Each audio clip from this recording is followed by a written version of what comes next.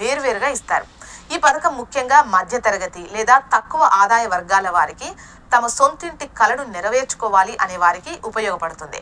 మరి ఎంత లోన్ లభిస్తుంది అంటే నిబంధనలు ఏ విధంగా ఉంటాయన్న విషయానికి వస్తే ఈ పథకం కింద 25 లక్షల వరకు లోన్ పొందొచ్చట. ప్రభుత్వం ఇచ్చే సబ్సిడీ కారణంగా ఈ లోన్ వడ్డీ రేట్లు చాలా తక్కువగా ఉంటాయి. భార్యాభర్తలు ఇద్దరూ ఈ పథకానికి అప్లై చేసుకోవచ్చు.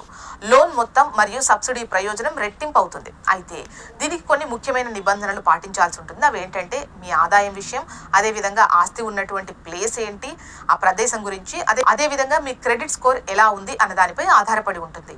ఈ పథక ప్రయోజనం పొందడానికి మీరు ఎటువంటి లంచం లేదా బ్రోకరేజ్ ఇవ్వాల్సిన అవసరం లేదు అని ప్రభుత్వం చెబుతోంది.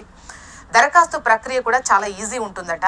మీరు మీ దగ్గరలో ఉన్నటువంటి బ్యాంకుకు లేదంటే PMAY అధికారిక వెబ్సైట్కి వెళ్ళి అప్లై చేసుకోవచ్చు. అవసరమైన పత్రాలు ఆధార్ కార్డ్, ఆదాయ ధృవీకరణ పత్రం మరియు ఆస్తికి